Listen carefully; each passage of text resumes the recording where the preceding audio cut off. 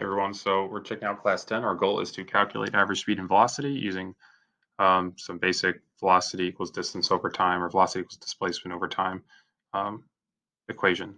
All right, so first thing we do is a little activity where we mapped our route home walking and we found how long it would take, how far it was, and we got, this is an example for mine, 2 hours and 29 minutes. Now that's not 2.29 hours, that's 2 hours, 2.48 hours. How do you get that 0.48? Well, you would take the minutes, put it over 60, and you would get the fraction. So that makes sense. 2 hours and 29 minutes is just short of 2 hours, 2.5 hours. So it's just under 2.5 hours.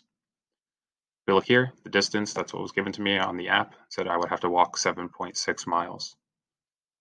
Distance over time, 7.6 over 2.48, we would get 3.06 miles per hour. So that's how fast Google assumes I would walk. So why is this a distance and not a displacement? Well, it's a distance because it is the total length of our path. Okay, remember, if I live here and I'm walking here, or vice versa, if I take a path that looks something like this, that's my distance, the length of that path. The straight line between my destinations between point A and B, that would be the displacement. All right.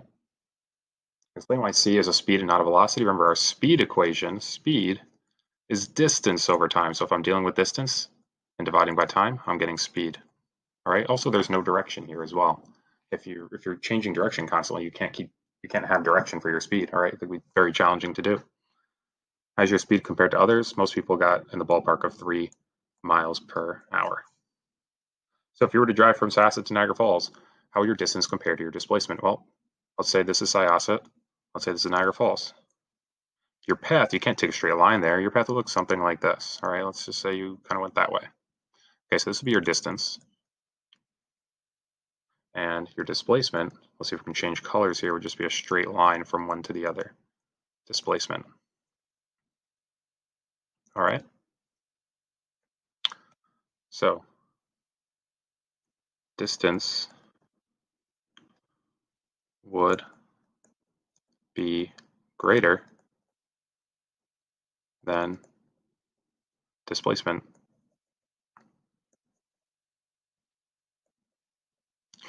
because it includes each little turn. It is not a straight line path like the displacement would be. All right, so we're gonna use this equation real quick. V equals d over t. So V, that little bar on top means average. So that either means average velocity or, depending on the situation, average speed. Okay. Now D, if we're dealing with velocity, dealing with vectors, that would mean displacement. But if we're dealing with scalar quantities and speed, it would be distance. All right, and t is time. Make sure you know where that is on the reference table. Okay, don't move on unless you know where that is. So go find it. All right, so a person observed fireworks at a distance of 0.750 kilometers. What is the time between the person seeing and hearing the fireworks explosion? Okay, because the speed of sound is finite. It's not infinite. It's not really, really fast. It's not like light. Light's almost instantaneous on the Earth anyway, on that scale. So first thing we have to do is convert this distance into meters. So let's see.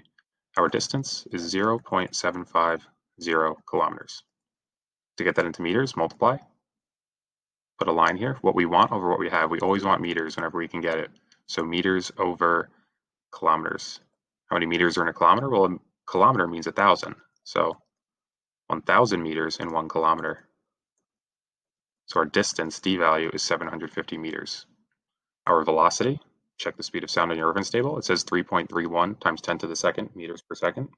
I'm just going to write it out in standard form, 331 meters per second.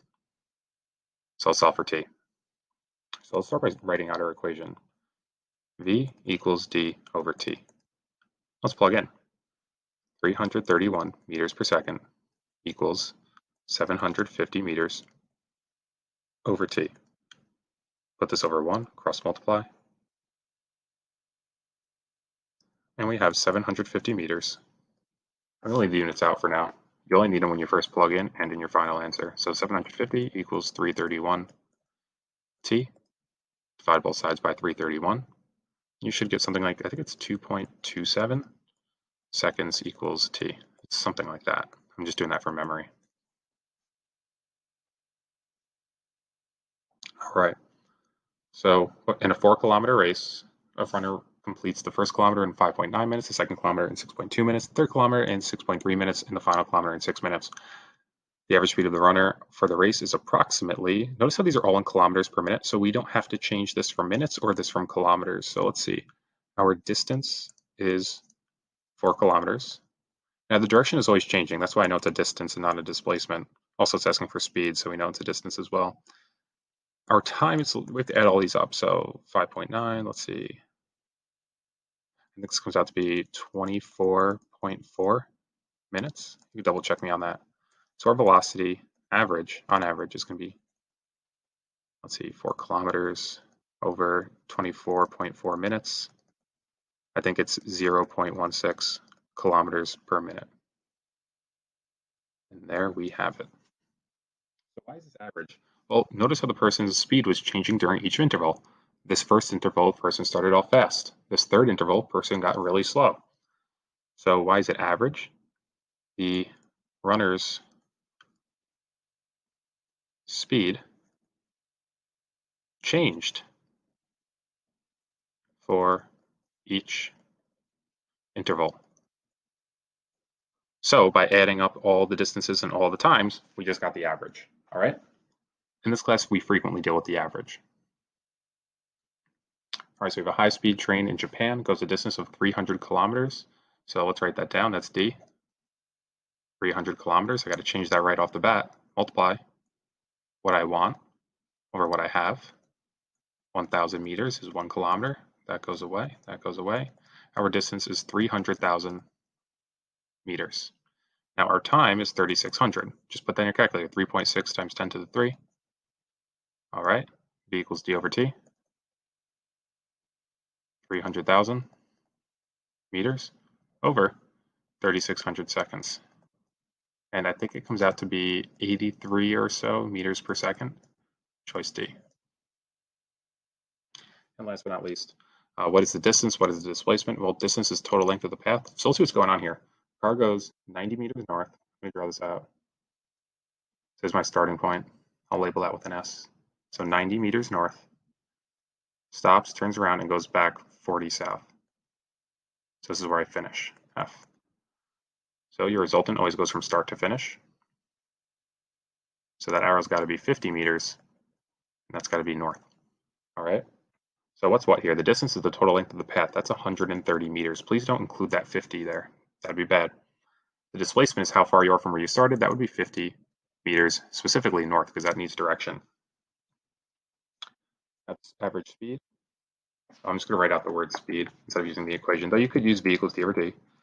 Speed equals distance, dist, over time. The distance is 130 meters over 20 seconds, the total time, 6.5 meters per second. The average velocity equals displacement over time, which is 130 meters. Oh, excuse me, that's not 130 meters. Let's check it out. Displacement is 50 meters north over 20 seconds. That would be 2.5 meters per second north.